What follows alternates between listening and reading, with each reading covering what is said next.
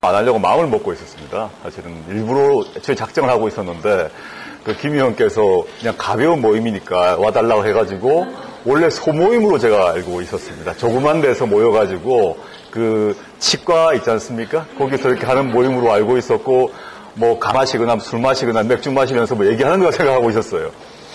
그래서 이메일을 물론 보내주셨는데 저는 장소가 큰 곳으로 변경된 모르고 있었습니다. 나중에 이제 이 약간 강연식이라는 걸 알게 되어서 약간 당황스러웠다라는 얘기 먼저 말씀드리겠습니다. 제가 대선 끝나고 제 친구 동료 선배들이 만나다 보니까 처음 듣는 말이 오래 살 것 같아 이런 얘기를 하더라고요. 그래서 선거 시기에 욕을 많이 먹어서 아마 수명이 150년 정도는 좋게 살지 않을까. 여기 문성근 대표님 오셨습니다만 저보다 더 사실 것 같은데 200년까지는 돌파하실 것 같습니다만 저는 한 150년까지 살지 않을까 하는 생각을 하고, 이 말씀은 농반 진반입니다만은 좀 길게 봐야 할 때가 온 것 같아 이런 생각이 듭니다. 다들 오래 살아야 될 것 같습니다. 술 많이 드시지 마시고 그 시간에 운동하시면서 체력 관리를 잘 하셔서 길게 보셔야 될 것 같고, 제가 마치고 저희 선생님하고 술을 한잔 했는데요. 선생님께서 말씀하시기를 저를 위로해 주시면서 하는 말씀이, 이분이 나이가 많은 제가 살았던 과거 전두환 정권 때까지는 분명한 사실이었던 것 같습니다. 근데 이제 민주화된 사회, 정치적 민주화가 완벽한 사회라고 한다면 애초에 수사도 안 되고 기소도 안 되죠. 근데 이명박 정권 때 어떤 일이 벌어졌나 하면 수사되고 기소되었는데 무죄 판결이 났습니다. 그게 우리가 이명박 정부 시기에 우리 한국 정치적 민주주의의 어떤 모습인 것 같습니다. 그래도 무죄 판결 난 것 자체를 보면 결과적으로 무죄 판결이 났다는 점에서 아직까지 우리 민주주의가 완전히 망하진 않았다는 생각을 가지고 있고, 그렇지만 수사도 기소도 안 될 사안들이 괴롭힘을 수사하고 기소해서 괴롭히는 것은 여전히 남아있었던 거죠. 그런데 큰 틀에 봐서 그런 문제는 많은 사람들이 감당할 수 있는 것 같습니다. 정치적 민주주의 문제에서 많은 부분, 아주 문제점이 있다. 투표권 문제에 있어서도 그러하고, 그 다음에 표현의 자유 문제도 그러하고, 국가보안법 문제도 그러하고, 여러 가지 문제가 참 많다. 여전히 있는데, 정치적 민주주의에 있어서, 정치적 민주화의 큰 틀은 한번 1987년 헌법이 만들어지면서 크게 한번 해결이 되는 거죠. 크게 한번. 근데 그것들이 이제 지지난이겠네요. 지방선거와 관련해가지고, 경기도 교육감 선거에서 무상급식 얘기가 바로 여기죠. 무상급식 얘기가 나오면서부터 판이 바뀌기 시작했다고 저는 보았습니다. 그 이전까지 많은 사람들이 무상급식이라는 단어를 쓴다거나 이런 것 같은 경우는 빨갱이 정책으로 생각을 했던 거죠. 무상의료, 이게 무슨 소리냐? 이런 생각 정도를 하고 있고, 민주화는 정치적 민주화, 즉 나의 대표자를 내 손으로 찍는다. 그리고 내가 말을 할 때, 특히 권력자를 비판할 때 그것 때문에 내가 감옥 가지 않는다. 이런 정도의 정치적 민주화 문제를 생각했다 한다면 사회경제적 민주화가 뭔가에 대해서는 정확한 감이 없었던 것입니다. 나라를 전체로 국가 권력을 가지고 독점 재벌을 갖다가 국유화하는 건지 또 뭔지 이런 것들이 불분명한 상태에서 이제 오랜 세월 87년 헌법이 만들어지고 난 뒤에 정치적 민주화는 이루어졌지만 노동과 복지의 문제 같은 경우는 어떻게 하는 것이 사회경제적 민주화인가에 대해서는 불분명했다고 지금 보고 있습니다. 그것들이 딱 구체적으로 우리나라의 시민들 머릿속에 쏙 들어왔던 게 저는 경기도 교육감 선거 과정에서 무상급식을 제기했던 걸로 봅니다. 물론 그 이전에도 이론적으로는 학자들이나 전문가들이 사회경제적 민주화의 내용에 대해서 말한 적은 있습니다, 물론. 근데 저는 더 중요한 거는 학자들이 글을 썼다. 그럼 세상이 바로 바뀐 게 아니거든요. 우리나라의 주권자인 시민들이 정치적 민주화에서도 그랬던 것처럼 사회경제적 민주화에 대해서도 이거 정말 내 거다, 내 문제다, 내가 나서야겠다 느낄 때 좀 변화가 일어난다고 보는데, 무상급식이 매우 중요한 지표였다고 생각하고 있습니다. 우리 사회경제적 민주화의 출발은 경기도 교육감 선거에서 무상급식에서부터 시작되었다라고 지금 보고 있습니다. 시작되어서 그때부터 이제 불길이 시작된 거죠. 전국적으로 무상급식 문제가 퍼져나가면서 맨 처음 빨갱이라고 했다가 나중에는 다 하겠는데, 다 전국적으로 한나라당, 당시 한나라당이건 야당이건 지방자치단체에서 다 하는 식으로 바뀌어 나갔습니다. 그때부터 단초가 되어가지고 사회경제적 민주화가 뭔가에 대한 고민들을 사람들이 하기 시작했다라고 보고 있습니다. 그래서 무상급식 단순히 이제 아이들 밥 먹는 문제를 넘어서 노동과 복지 문제가 우리나라 전체 지금 과제다. 물론 정책 민주화에서 부족한 점이 많이 있지만 시민들의 고통이 어디서 오는가? 노동과 복지, 좀 더 구체적으로 말씀드리자면 일자리 문제겠죠. 비정규직 문제겠죠. 정리해고 문제겠죠. 대학을 졸업했는데 실업이 기다리고, 취업한다 그래도 비정규직만 기다리고, 알바비는 낮고, 취업했다 하더라도 정리해고가 기다리고, 그 다음에 한 55세쯤 되게 되면 회사에서 나가야 되고, 나가고 나면 자영업자가 되었는데, 자영업자가 OECD 평균 수준에서 OECD 기준으로 봤을 때 가장 수가 많습니다. 자영업자, 치킨집, 피자, 카페, 퇴직금을 마련해서 55세 정도 나와서 차리면, 즉, 인테리어하고, 권리금 주고 차리고 한 뒤에 워낙 자영업자가 많기 때문에 망합니다. 그래서 회사를 다니다가 나와서 또 망해서 밑으로 떨어지는, 추락하는, 이런 일들이 주위에서 계속 일어났다는 거죠. 젊은이는 젊은이대로, 대학생은 대학생대로 직장을 가지고 퇴임을 앞둔 중년은 중년대로 일자리 문제, 노동의 문제가 불안한 세상이 되어버린 거죠. 그 이전 시대, 특히 97년 IMF가 터지기 이전 같은 경우는 회사에 취직하면 평생 갔습니다. 대학을 졸업하면 다 취업이 됐습니다. 지금 같은 경우 이상한 사회였던 거죠. 지금 젊은이들은 이해할 수 없는 상황이지만 제가 대학교 다닐 때 일반 군사정권 하에서 막 죽고 다치고 했는데 학점이 아무리 나빠도 대학을 졸업하면 다 취업이 됐어요. 이해가 안 되는 거죠, 지금. 학점이 아무리 나빠도 다 취업이 됐고, 그 취업이 되면 평생을 갖고, 그 다음에 그 직장에 취업을 하게 되면 대부분 한 10년에서 15년 지나게 되면 전세 끼고 또는 융자 받아서 아파트 한 채를 마련했고, 또 물론 결혼도 했고, 아이는 평균적으로 2명 정도 올라왔습니다. 저희 세대에 대한 평균적 저희 세대의 모습입니다. 그런 것들이 다 깨졌습니다.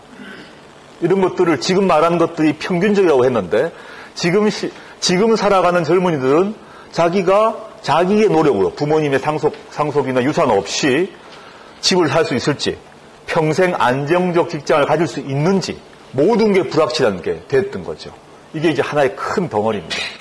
그 다음 우리 사회의 복지 수준이 OECD 가장 바닥이라는 것들이 확인되었고, 자살률 세계 1위, 남녀 자살률 세계 1위, 청소년 자살률 세계 1위, 복지 예산 OECD 가장 바닥.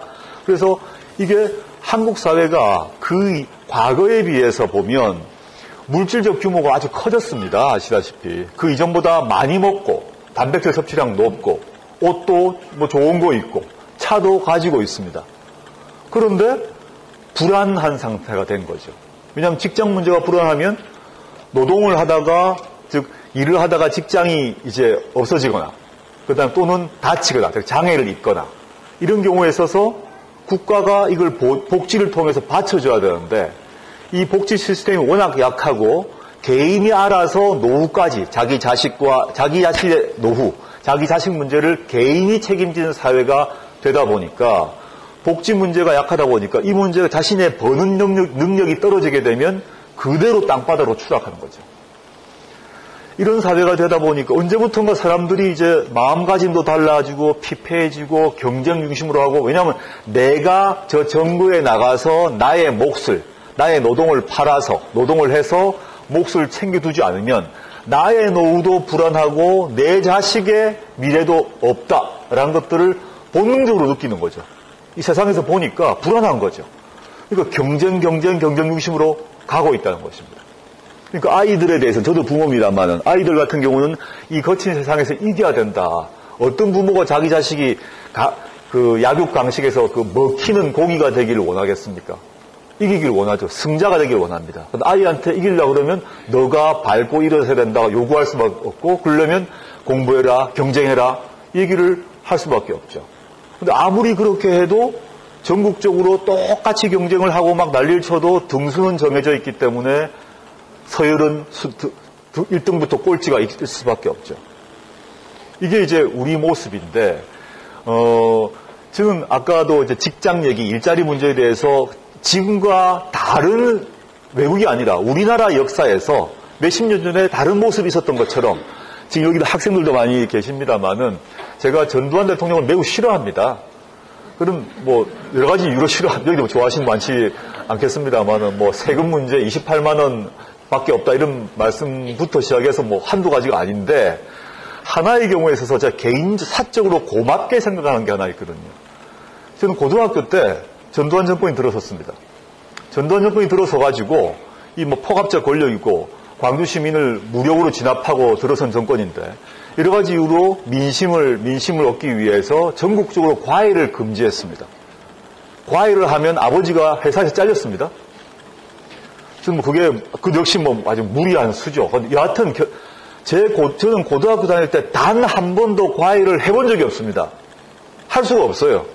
하면 저희 아버지가 회사에 잘리기 때문에. 물론 그 와중에도 극소수 비밀 과외가 있었습니다. 그렇지만 99%의 저희 동세대는 과외를 할 수가 없었습니다. 모두가 과외를 안 하기 때문에 불안하지 않습니다. 모두가 과외를 하지 않기 때문에 모두가 비용을 안 쓰는 겁니다. 그리고 학교 마치고 이제 지금도 잘 생각해 보시면 왜 과외를 하냐 하면 옆집 아이가 하기 때문에 하는 거예요. 옆집에서 영어 보내면 영어 보내고 수학 보내면 수학 보내서 하나가 둘 되고 둘이 셋 되는 방식이죠. 아이도 공부 1시간 더 하다가 옆에서 1시간 더 한다면 또 1시간 더 하는 이런 세상인데 다른 나라를 차치하고 우리나라에서 제가 고등학교 때 과외를 할 수가 없었다는 겁니다. 그 상태에서 다 모두 과외를 안 하니까 그 시간과 돈을 안 들인 상태에서 각자 공부하다가 대학 들어왔는데 그렇게 해서 대학 들어와서 세상이 이상해지지 않았습니다. 그럴 거 아닙니까? 그리고 외국의 경우 핀란드를 보게 되면 한국과 핀란드가 매년 전 세계의 청소년들 학력 시험을 봅니다. 그럼 한국과 핀란드가 항상 1등을 다툽니다. 1등, 2등을 다툽니다.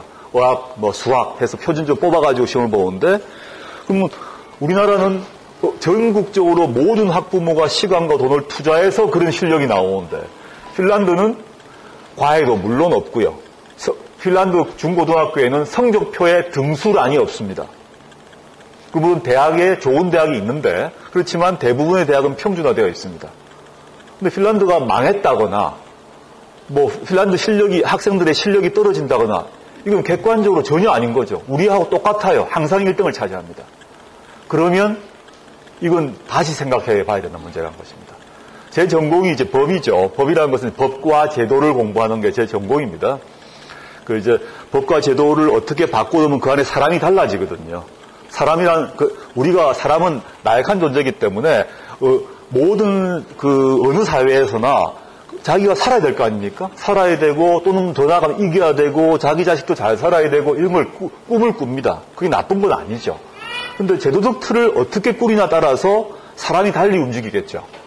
아까 얘기했듯이, 모두가 과외를 안 하는 틀에 만들어 놓으면 그 틀 내에서 사람들은 나름의 경쟁을 합니다. 근데 과외를 하게 놔두면 극단적으로 과외하는 사람과 전혀 못하는 사람과 또 보통 사람들은 또 과외하는 그 학원, 여러 가지 학원과 과외와 등급이 아니겠습니까? 이렇게 살아가는 거죠. 저는 제가 법을 하는 사람으로서 제도를 또 공부하는 사람으로서 법과 제도를 바꿔야 된다 이런 생각을 하게 된 겁니다. 제가 대선이나 총선 이런 각종 정치 과정에 개입하게 된 이유도 뭐냐 하면 법과 제도를 바꾸는 게 뭐냐? 누가 바꾸냐? 정치가 바꾸는 겁니다. 다른 게 아니죠. 대통령과 국회의원이 그 법과 제도를 바꿉니다. 여의도에서, 청와대에서 법이 바뀌는 거죠. 법률은 국회에서 만들고 대통령은 대통령령을 명령해서 내고 또는 법무부 자신의 참모인 법무부 장관을 통해서 법무부를 통해서 법률안을 제출해서 국회에 통과시킵니다. 어떤 방식으로든 법률과 제도를 바꾸는 것은 정치가 바꾸는 것입니다. 그 점에서는 전 당시에 대학원생이었는데요. 수많은 사람들이 거리에 나와서 내 손으로 대통령을 뽑겠다고 난리를 쳐서 투표권을 받은 거죠. 그 전까지는 대통령을 잠실체육관, 장충체육관에 뽑았거든요. 내가 뽑은 적이 없었습니다. 근데 이제 내 손으로 뽑게 된 거죠. 그래서 87년 헌법체제가 만들어졌는데 가만 생각해 보시면 1987년 6월 바로 그 다음에 7월부터 9월까지는 전국적으로 노동자 대투쟁이 벌어집니다. 노동자들은 7, 8, 9월 동안 노동의 권리에 대해서 투쟁을 벌여 나가는데 저는 이 현재 우리 모습은 무엇일까?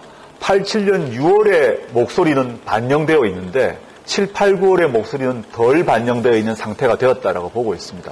그러려면 이 이제 87년 체제를 바꾸는 모습은 한편으로는 6월의 목소리, 6월 항쟁의 목소리죠. 정치적 민주주의를 보다 강고히 하는 거죠. 굳히는 거죠. 대통령 비판했다, 정부 정책 비판했다고 감옥 가두는 거 웃긴 얘기죠. 말도 안 되는 얘기죠. 그런 수사나 기소 자체가 안 돼야 되는 거죠. 우리 사회에서 덜 반영되어 있는 아까 얘기했던 노동과 복지의 문제를 강화하는 것에 있다고 봅니다. 이 얘기를 이제 말씀드려야 되는데 요 책과 약 관련도 있습니다만은 한번 돌이켜 보게 되면 얼마 전에 우리가 정치의 문제가 얼만큼 중요한가의 문제이기도 한데 잘 생각해 보시면 얼마 전에 4대강에 대한 감사원 보고서가 나왔습니다. 뭐 기가 막힌 게 다 나왔죠. 근데 지난 5년간 이명박 대통령을 포함해서 수많은 언론과 수많은 학자와 사람들이 4대강에 대해서 얼마나 찬양을 했는지를 기억나실 겁니다. 4대강을 반대했던 사람을 얼마나 야유하고 놀리고 핍박하고 했던 것도 기억나실 겁니다. 즉 이게 뭐냐 하면 우리가 다른 걸 다 떠나서 4대강만 생각해 보게 되면 드디어 세월이 지나니까 이게 드러나게 된 거거든요. 왜 드러나게 됐는가에 대해서는 나중에 따져봐야 될 것 같습니다. 전 감사원이 몰랐을까? 그걸 몰랐을까? 왜 지금 시기에 발표할까? 저는 사실 매우 사적으로는 궁금한데요. 근데 4대강 문제에 대해서 수많은 감사원도 다 알았을 것인데 지금 시점에 보도하는 이유는 뭔가 다른 게 있을 거라는 생각을 하고 있습니다. 이 말씀을 제가 왜 드리냐 하면 이게 민주주의라는 게 뭘까? 이명박 정부 하에서 민주주의라는 게 뭘까 생각해 보게 되면 4대강 문제에 대해서 완전 봉쇄됐던 것이죠. 4대강 문제에 대해 비판하는 사람들을 어떻게 취급했던가? 국적으로 취급했던 거죠. 역적으로 취급했던 거죠. 자기 정책에 대한 비판들을 도저히 참지 못하고 어떤 방식으로 핍박했던 그런 것이 있었지 않습니까? 뭐 여러 가지 아까 PD수첩 외에도 4대강 이명박 정부의 가장 큰 업적이라고 주장했던 것이 4대강인데 그런데 이 얘기를 조금 연장시켜 보게 되면 지금 4대강 문제에 대해서 박근혜 당선자 같은 경우는 한 번도 비판한 적이 없습니다. 잘 생각해 보시면 비판한 적이 한 번도 제 기억에는 비판한 적이 없는 것 같습니다. 그리고 그에 대해서 정부 정책에 대해서 비판한 적도 없고 예산에 대해서 뭐 특별히 반대한 적도 없는 것 같습니다. 그리고 지금 이제 감사원 보고서가 났으니까 어떻게든 뭐 국정감사를 하건 이렇게 가겠습니다만은 우리가 또 이 하나의 이명박 정부에 대한 비판이 이명박 정부가 어떤 문제가 있다에 대해서는 이제 모두가 얘기를 하는 상황이 됐다는 겁니다. 민주진보 진영은 오래전부터 얘기해왔고 지금은 이명박 정부 하에 있는 아직 이명박 정부 시기입니다. 대통령 안 바뀌었습니다. 감사원도 마지막 며칠을 앞두고 4대강 잘못됐다라고 얘기하고 있습니다. 다 이제 면피를 시작하는 발을 빼는 거죠. 박근혜 씨 같은 경우는 4대강 문제는 아니지만 적정 시기부터 이명박 대통령과의 차별화를 시작했지 않습니까? 나는 이명박과 달라라고 자꾸 했던 거죠. 그래서 우리 민주진보 진영의 많은 분들이 이명박 정부의 출연을 앞두고 재앙이다 이런 얘기를 했고 실제 이명박 정부 5년은 저는 진짜 문자 그대로 모든 측면에서 잃어버린 5년이라고 저는 생각합니다. 잃어버린 5년이 되었는데 저는 이것을 잊지 않아야 될 것은 잃어버린 5년의 공동 책임은 저는 박근혜 당선자에게 있다고 생각하고 있습니다. 지금 과거에도 그렇게 주장해왔고 지금도 마찬가지입니다.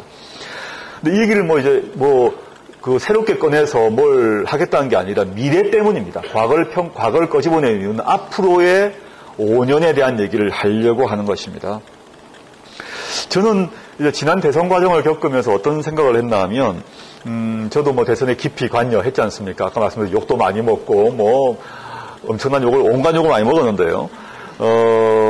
이걸 앞두고 이제 선거가 끝나고 나니까, 여러 가지 평가가 있는 것 같습니다. 그래서 후보가 잘못이었다. 조직이 문제였다. 당이 잘못이었다. 정치 지형 자체가 잘못이었다. 또 모두가 잘못이었다. 이런 얘기 다 할 수 있습니다. 그러다 보니까 뭐 이쪽에선 저쪽 욕하고 저쪽에선 이쪽 욕하고 이렇게 해서 이제 너가 잘 도와줬으면 좋았을 건데 너희가 뭐 서로 상대방 얘기할 수 있는 얘기를 서로 툭툭툭툭 던지고 있는 것 같아요. 서로 상처를 주죠. 그럼 그 말 들으면 기분 나빠지는 거죠. 지금 그럴 때는 아닌 것 같고 모두 잘못인 것 같고 오히려 저는 이런 생각을 했습니다. 채권 약간 대선 얘기 다 관심이 있으실 것이니까 말씀드리는 건데 저는 뭐 문재인 후보는 문재인 후보대로 안철수 전 후보는 전 후보대로 민주당은 민주당대로 또는 제가 참여했던 저는 저대로 내가 뭘 잘못했다는 얘기를 해야 된다고 생각합니다. 그러니까 문재인 후보도 내가 해보니까 이건 내가 잘못했습니다 얘기를 해야 되고요. 안철수 후보도 내가 물론 양보를 하셨는데 내가 이 점에 있어서는 내가 어떤 걸 잘못했습니다 라는 얘기를 할 때 시작될 것 같습니다. 그렇지 않고 근데 문재인 후보가 안철수 후보가 안 도와줘서 그래. 안철수 후보는 내가 됐으면 됐을 거야. 서로 차근차근 한다면 한 1년이 걸려요. 막에 사람의 마음 그때 저의 20대 제가 충격을 받죠. 모두가 이른바 요즘 말 멘붕인 거죠. 황당하다라는 상황이 된 거죠. 그 과정 바로 뒤에 어떤 일들이 벌어졌나 하면 당시에 YS DJ가 각각 나왔지 않습니까? 그럼 YS와 DJ가 서로 이제 욕하는 거죠. 너 때문에 안 됐다, 너 때문에 안 됐다. 서로 또 그 감정골이 오래 갔습니다. 그 겨울 전 87년에 경험을 했기 때문에 지금 또 뭐 굳이 무슨 파 다 할 수 있지 않습니까? 이런 식으로 처리를 하면 안 될 것 같아. 상대방에 대해서 뿔딱지난 게 다 있죠. 선거 과정에서, 단일화 과정에서 다 있죠.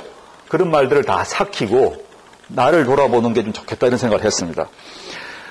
그래서 저는 이제 이런 얘기를 하면서 저는 아까 다시 사회경제적 민주화로 돌아오자면 이제 대선 얘기도 관련이 있습니다. 저는 대선에 있어서 아까 뭐 후보다 조직이다 이런 누가 문제인가 이런 거 얘기는 제 해결 방법에 대해서는 제가 저희 생각을 말씀드렸고 저는 이길 수 있는데 왜 졌을까에 대해서 제가 생각하는 하나는 뭐냐 하면 제가 아까 사회경제적 민주화와 관련이 있습니다. 사회적 경제적 민주화 복지국가의 이니셔티브는 분명히 민주진보진영에서 시작했습니다. 김상곤 교육감의 무상급식부터 시작된 겁니다. 그것 때문에 전국이 무상급식 바람이 불었고요.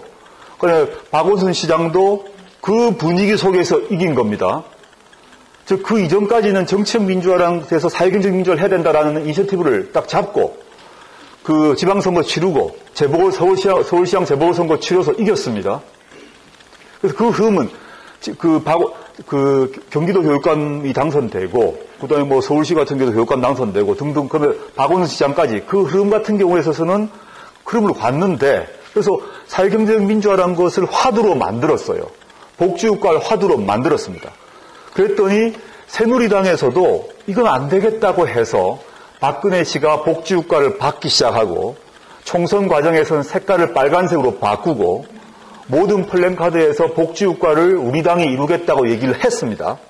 즉 구호에 있어서 패러다임에 있어서 프레임에 있어서 복지국가로 가야 된다는 프레임의 출발점은 민주진보진영이 잡았던 겁니다. 정확히 잡았던 겁니다. 근데 대선 시기로 들어가면서 이게 이제 아까 뭐 각 후보와 당에 대한 평가 관련 없이 담론이 확 틀어졌습니다.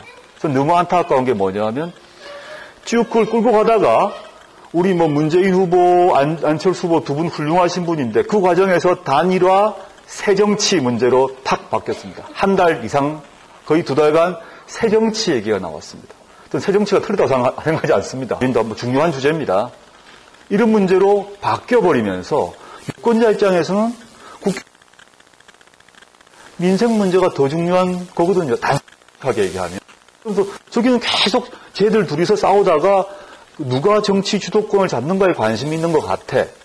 이러면서 만들었고 주도했던 그 프레임을 뺏겼다. 이런 생각을 갖고 있습니다. 저는 그게 안타깝다. 물론 이제 민생 프레임을 계속 동원하긴 했습니다만은 약했다라고 생각을 하고 있습니다. 이제 안타깝고요. 저는 제 책에서도 얘기하는 것이 이 정치적 민주화의 문제로 이걸 확 사람들을 잡는 이런 시기는 점점점 줄어들고 있다고 생각하고 있습니다. 민생과 복지, 노동 이 문제에 관련 얘기를 담론을 계속 개발하고 시민들에게 유권자에게 바로 내가 정치 투표가 나 삶에 나의 목표 일자리에 바로 하고 있습니다. 저는 이제 이렇게 저 나름대로 대선 평가고요. 근데 박근혜 정부가 곧 출범합니다.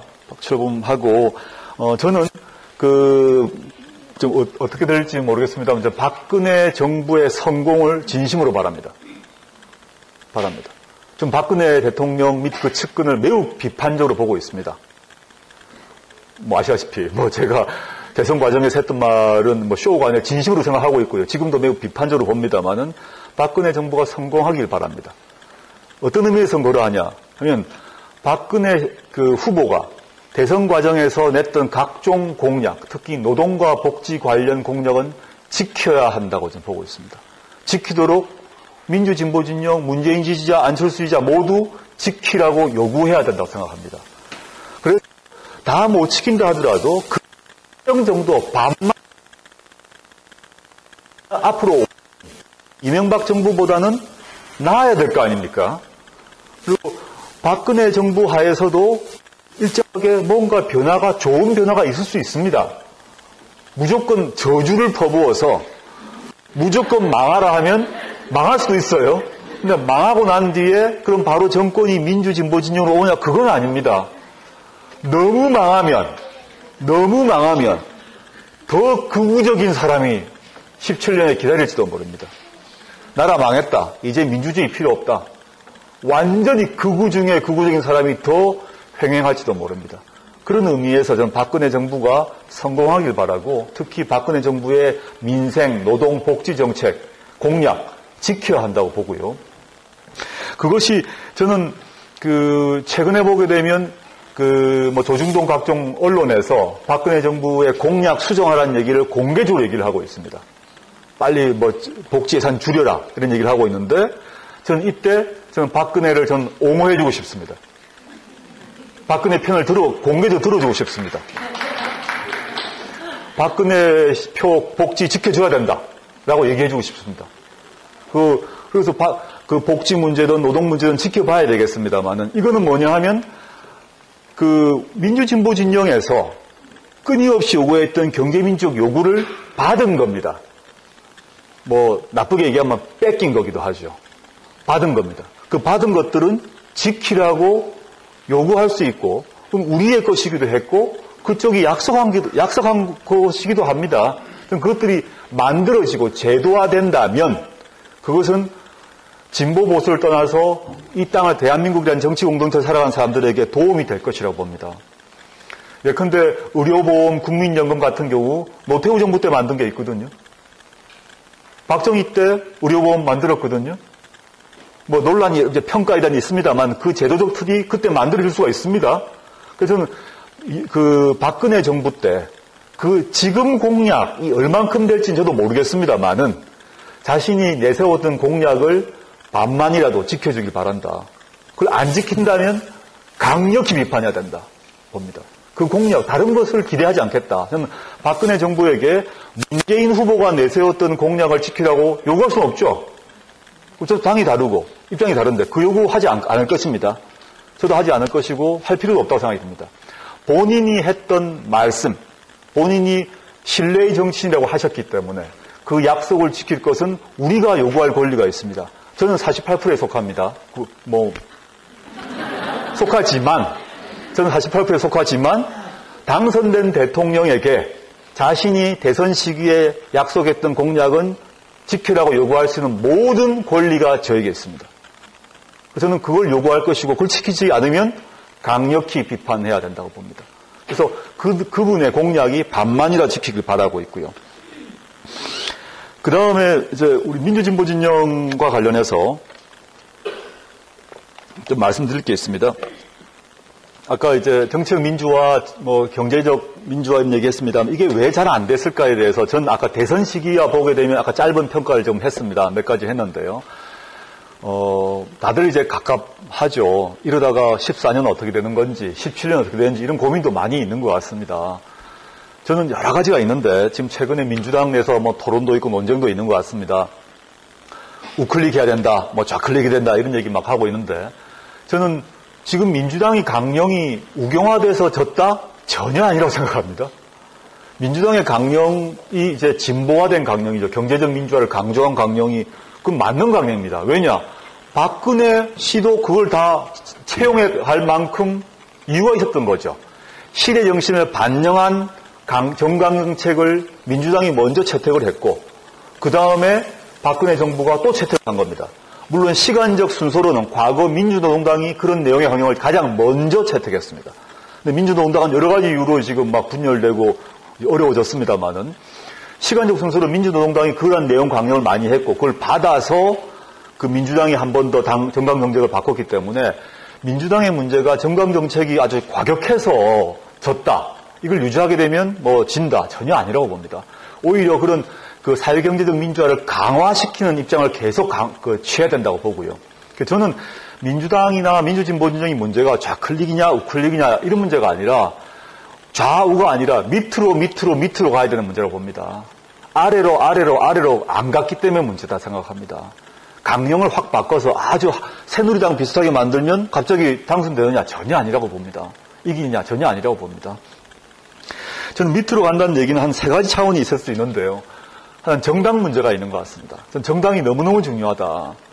이번 선거와 관련해서 보게 되면 왜 졌을까에 대해서 정당이 매우 중요한 원인이 있습니다. 문재인 후보 같은 경우도 바깥에서 갑자기 오신 셈입니다. 상대적으로 보면. 안철수 후보는 뭐 계속 바깥에 계신 분입니다. 지금도 바깥에 계신 거고. 우리 시민 전체가 또 정당에 대해서도 우리 시민 전체도 정당에 대해서 이건 나쁜 건 뭐 이렇게 두려워하고 나쁘게 생각하거나 두려워하거나 더럽게 하는 더럽다 이런 마음이 있습니다. 그러니까 정치를 하는데 정당에 대해서 두렵거나 피하거나 이런 게 있습니다. 정치운동을 하는 사람들을 나쁜 사람으로 보기도 합니다. 썩었다 그러기도 합니다. 이런 마음으로 정치가 될 리가 없죠. 좋은 정치가 될 리가 없죠. 정당을 다 없애면 제도가 바뀌냐? 전혀 아닙니다. 좋은 정당이 있어야 되거든요. 그런데 냉정히 보면 저는 새누리당이 민주당보다 훨씬 더 탄탄한 정당인 겁니다. 확실합니다. 그건. 지방에 가보시면 서울 말고 지방에 밑으로 가보시면 조직 기반이 훨씬 강합니다. 이쪽은 민주당 쪽은 지금 대표적인 제1야당이 이제 민주당이니까요. 조직 기반이 약합니다. 밑에 있는 사람들과 결합이 되어 있지 않습니다. 게다가 지구당까지 없어졌기 때문에 시민들은 어디 가서 누굴 만나야 될지도 모릅니다. 두 번째, 정당 외에 여러 가지 시민단체가 있습니다. 그러면 그 새누리당 같은 경우에 있어서는 여러 가지 긴 이름의 여러 가지 외곽단체가 있습니다. 뭐 제가 하나씩 말씀 안 드리겠습니다만 그게 별거 아닌 것 같죠. 우리 사람들이 별거 아닌 것 같습니다만 선거 시기는 기막히게 움직입니다. 그런데 이쪽은 그런 조직이 많지도 않습니다. 그러니까 밑으로 뿌리가 큰 기둥은 나무는 세워질지 모르겠습니다. 밑으로 뿌리가 깊이 아래로 안 가져 있습니다. 이 실뿌리는 또 없습니다. 게다가. 근데 실제 실뿌리가 있어야 되거든요. 제가 선거 과정 아까 3번의 선거 말씀드렸습니다만은 가장 웃긴 경험이 하나 있었습니다. 지난 서울시장 선거 과정에서 제가 박원순 시장 멘토로 막 뛰어다녔습니다. 그때도 욕 엄청나게 먹었죠. 먹고 강용석 씨 비서관이 저를 고발도 하고 이번에는 또 변희재 씨가 고발도 저도 했는데 그 고발장을 또 강용석 변호사가 썼습니다. 두 분 관계 아주 긴밀하신 것 같아요. 서울시장 선거에는 강용석 씨의 비서관이 저를 고발하고 이번에는 강용석 씨가 쓴 고발장을 변희재 씨가 부탁해서 강용석 씨가 고발장을 써서 저를 고발했는데 그거는 뭐 사적인 일이고요. 걱정하지 마십시오. 뭐 별일 없을 겁니다. 근데 제 말씀 가장 황당한 일이 뭐였나 하면 이제 박원순 후보와 관련해서 뭐 논쟁이 있죠. 지금도 어제 어떤 모 방송국 전직 아나운서 분이 박원순 시장은 종북 좌파 또 황당한 얘기. 종북 좌파는 저는 당시 논쟁 과정에서 많이 들은 얘기라서 익숙했습니다. 박원순은 종북 좌파고 저도 뭐 종북 좌빨 교수고 뭐 김일성 대학에서 파견 나왔고 뭐 이거 다 이해가 돼요. 그까지는 다 이해가 됐습니다. 우습지도 않았습니다. 충격이 뭐냐 하면 서울 지역의 교회에 계신 분들 사이에 약간 보수적인 성향의 목사님들이 이제 그 담임 목사를 하고 계신 교회 사이에서 어떤 풍문이 뒷담화로 그런 게 뒷담화가 중요합니다. 공식적으로 이렇게 얘기하기는 논쟁이라 하는데 뒷담화가 뭐냐면 박원순은 가다피의 친구다. 가다피와 긴밀한 관련을 맺고 있다. 입증이 안 됩니다. 저도 너무 황당해요. 전 제가 친한 친구가 교회 다니는데 그 교회에서 계속 그 말씀을 다 하신다는 겁니다. 박원순이 알고 봤더니 가다피하고 긴밀한 관련이 있대. 그래서 회교도 쪽과 기독교 분들이 회교도를 좋아하실 리가 없잖아요. 그런 얘기는 신문에도 나지 않습니다. 그런 말들이 즉 구전이라는 거 있죠. 우리가 뭐 뒷담화라 그럽니다만 그냥 아르마리오 뒷담화로 이렇게 말을 하면서 그 말들이 퍼져가는 거죠. 그런 것들이 많았다. 이런 것들은 그런 실뿌리 조직들이 다 있기 때문입니다. 사람 하나 바보 만들기 너무 쉬운 거죠. 그런 얘기들이 이제 돌고 있다는 겁니다. 아주 우스꽝스러운 예입니다만은 지금 돌이켜보면 황당한 예인데 그 시점에는 그런 얘기가 돌아가고 있고 지난 대선 시기에서 뭐 문재인 후보 개인에 대해서 또는 안철수 후보에 대해서 여러 가지 뒷담화가 돌고 있지 않습니까? 그 뒷담화라는 것은 공개된 뒷담화, 그러면 반박이라도 합니다. 안철수 후보가 뭐 룸사롱에 가서 뭐 이런 얘기는 비판이라도 할 수 있어요. 확인도 할 수 있는데 그렇지 않은 수많은 기기묘묘한 얘기가 돕니다. 이런 것들이 누가 할까? 그에 대해서는 그 공중전, 후보가 마이크를 잡고 제가 가다피 친구가 아닙니다. 이렇게 할 수가 없는 문제예요.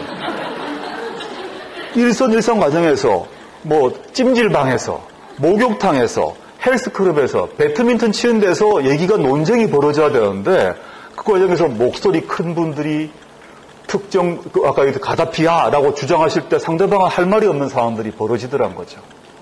즉 이게 정말 기반이 약하구나. 그리고 그 정당 같은 경우를 보게 되면 민주당 같은 경우는 20, 30대 당원이 거의 없습니다.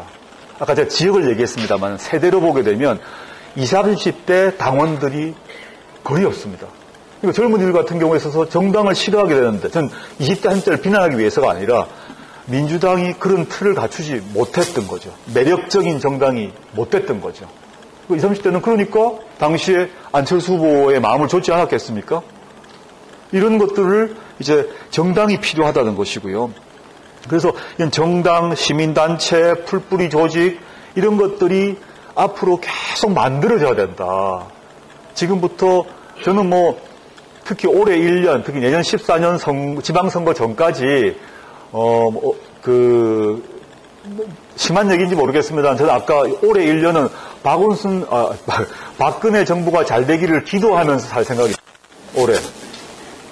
근데 그와 동시에 해야 될 건 뭐냐면 민주진보 진영에서 우리와 뜻을 같이 하고 사회경제적 민주화를 바라는 많은 사람들이 정당을 강화하고 풀뿌리 조직을 강화하고 그런 시민단체를 강화하는 이런 것들을 그냥 해야 된다고 봅니다. 그것들이 묵묵히 한 사람 만나서 얘기하고 또 얘기하고 뭐 조직화다 이런 거창한 얘기할 필요가 없다고 생각합니다. 그냥 얘기를 나눌 수 있는 공감할 수 있는 사람 하나라도 더 만드는 것 거기에서 저는 모든 변화가 시작된다라는 생각을 하고 있습니다. 저는 우리에게 필요한 것은 좋은 정당이다.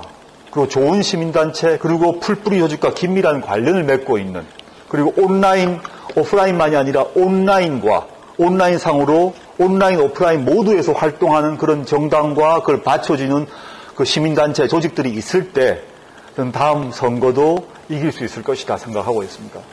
이런 거 없이 지금 많은 사람들이 마음이 급합니다. 17년에 안철수 나오면 될 거야. 17년에 박원순 시장 14년에 당선시키고 그 사람 옷 벗게 해가지고 17년 또 나가자. 그럼 우리 문재인 후보 좋은 후보다. 한 번 더 보내자. 이런 얘기로 17년 못 이긴다고 봅니다. 죄송합니다. 다들 문재인 후보, 안철수 후보, 문재인, 안철수, 박원순 등등등 좋아하시는 분 많을 건데 후보 개인을 데리고 하면 뭉쳐서 이길 거다. 이거 안 된다고 봅니다. 죄송한 얘기인데요. 그런 거는 시간이 흐르면서 앞으로 5년 동안 어떤 일이 벌어질지도 모르고요. 그 속에서 능력 있는 분이 능력이 입증되고 지도력이 입증된 분이 자연스럽게 나올 거라 봅니다. 경쟁을 해야 되는 거죠.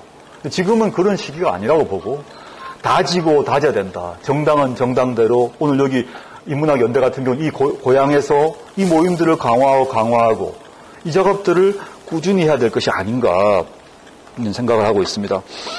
저는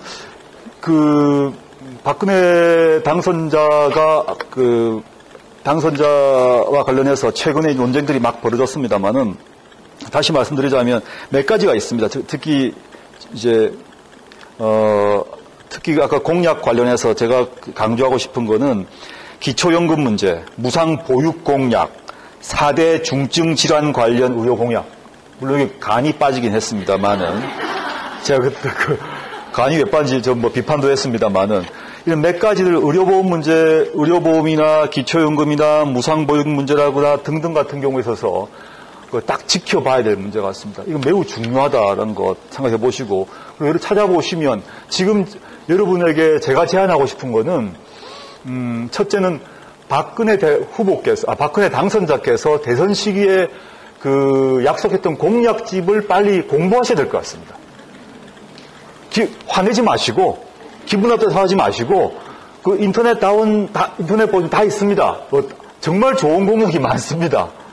그 공약을 빨리 공부하시면 좋겠다. 다른 거 하지 마시고. 그래서 이 공약을 지킬 것, 이 공약의 의미가 무언가, 라는 것들을 한번 생각해 보시고, 그래서 이것, 그냥 부족한 것은 무엇인가도 동시에 물론 해야 되겠죠.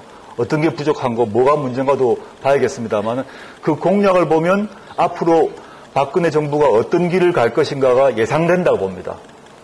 근데 그 공약이 전 다 지켜질 거라고는 생각하지 않고 있습니다. 왜냐하면 하나는 그 선거 과정에서 민주진보 진영의 공약을 받아갔다는 게 있죠. 선거 과정에서 급했기 때문에. 이렇게 해서 이것들을 진정성 문제가 있다는 것입니다. 두 번째는 박근혜 당선자를 둘러싼 세력의 문제가 있습니다. 지금 물론 조중동 재벌과 일정한 긴장을 유지하고 있습니다. 그런데 박근혜 당선자가 조중동이나 재벌과 완전 척을 질 건가? 저는 척을 못 질 거라고 생각합니다. 제가 특별히 뭐 저주를 해서가 아니라 세력 관계가 그러하다는 거죠. 척을 질 수 없을 것이라 한다면 그 공약이 어떤 길을 걸어갈 것인가 웬만큼 예상은 된다. 그리고 인사와 관련해서 아까 세력이 있고 그다음에 구체적으로 하면 사람의 문제인데 윤창중 씨나 이동읍 씨나 이런 분들을 딱딱 집어서 올리시는 걸 보게 되면 그런 분을 좋아하신다는 거죠. 그런 분은 저는 제가 좋아한다 싫어한다를 떠나서 보수 입장에서도 도저히 내세울 수 없는 분을 좋아하시는데 그분의 기준은 뭘까? 충성도라고 봅니다. 만기칠람, 모든 것은 본인이 결정하고 밑에 사람들은 나에 대한 충성이 제일 중요하다라고 보는 것 같습니다. 그랬을 때 이 국정 운영이 어떻게 될까? 초반 이명박 정부처럼 초반부터 4대강을 이미 다 팠기 때문에 4대강을 팔 수가 없습니다. 앞으로 박근혜 당선자의 공약이 어떤 길을 갈 것인가는 아까 진정성 문제, 세력 문제, 인사 문제 등을 생각해 봤을 때 이걸 변화를 보일 것이라는 예상은 대략을 해봅니다. 근데 그것들이 전 저주를 하거나 잘못되다고 생각하지 않습니다. 잘 되는 바라지만 일정한 한계는 보인다. 이런 측면에서 말씀드렸고. 근데 거기서 실수를 하고 실패를 하더라도 바로 2017년에 민주진보 정부가 들어선다거나 문재인, 안철수, 박원순 등등이 당선된다거나 그런 일이 없습니다. 준비가 돼 있어야 된다는 거죠. 이번에 정말 올인했거든요. 지난 선거에 정말 올인했습니다. 48% 문자거든 그 진보정당 사람들까지 탈탈 긁어 모아서 다 했는데 48%를 받은 겁니다. 저는 역사적 과정이라는 것이겠지만 다른 어떤 후보가 됐을 때 갑자기 그게 비율이 확 높아졌을까? 아닐 것 같은 생각도 해봅니다. 정말 총력전을 했는데 그만큼 나왔는데요.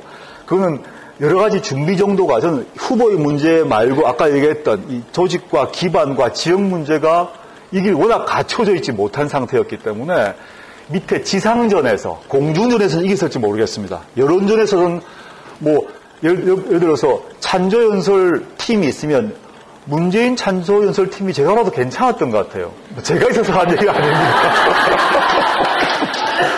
아니, 이거 비교를 해보면 윤여준 씨 연설하고 상대방 연설을 봤을 때 실제 평가도 객관적으로 괜찮았던 거죠. 공중전에 있어서는 나았다고 좀 봅니다. 토론에 있어서도 보면 두 분 간의 후보 간의 토론도 문재인 후보가 초반에는 좀 버벅대고 긴장했습니다만 마지막 토론은 괜찮았어요. 문제는 전투는 사령관만 하는 게 아니지 않습니까? 전국에 있어서 백병전, 사병들이 다 하는 건데 밑에서 힘이 딸리는 거죠. 저 밑에서. 제가 마무리하기 전에 한 말씀만 더 드리겠습니다.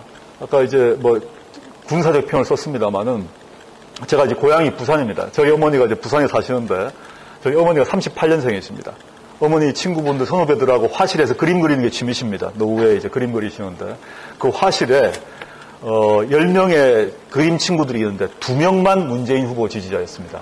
저희 어머니와 경북 영주 출신으로 부산에 사는 어머니의 후배.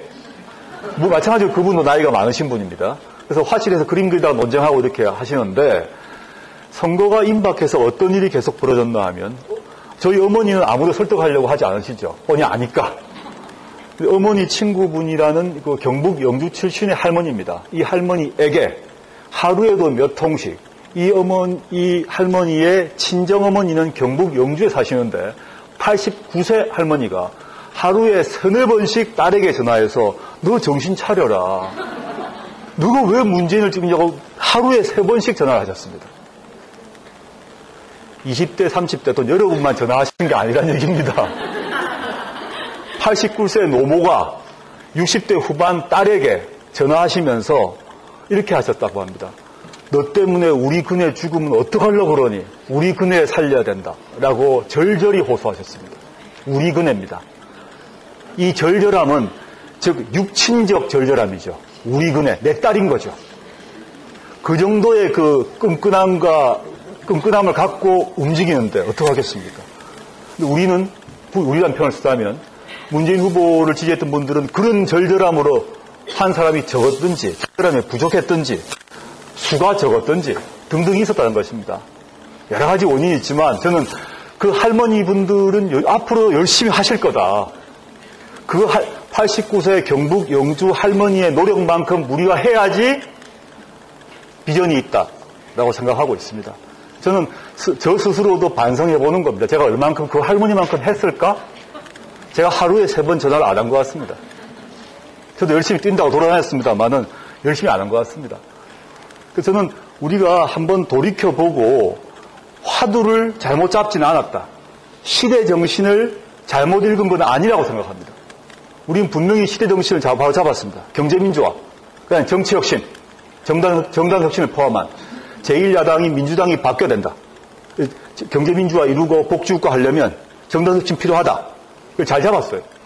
근데 등등의 이유로 이게 이제 스텝이 꼬이기 시작합니다. 스텝이 꼬이기 시작하면서 휘청휘청 하다가 마지막에 여러 가지 이제 지역도 돼서 그렇지만 해보자 해서 모두 힘 모여서 했지만 좀 부족했습니다. 지금 그렇게 낙담할 건 아니라고 생각이 듭니다. 저도 화가 나고 기분 나쁘죠. 그렇지만 다시 한번 다지고 다져서 우리가 원래 제대로 잡았던 그 화두를 다시 잡고 그 다음에 새로 들어설 정부에 대해서 그 공약 집행을 요구하고 그 다음에 그 한계를 직시하면서 그럼 우리가 무엇을 할 건가를 준비하는 것이 우리 모두의 과제가 아닌가 생각하고 있습니다. 줄이겠습니다.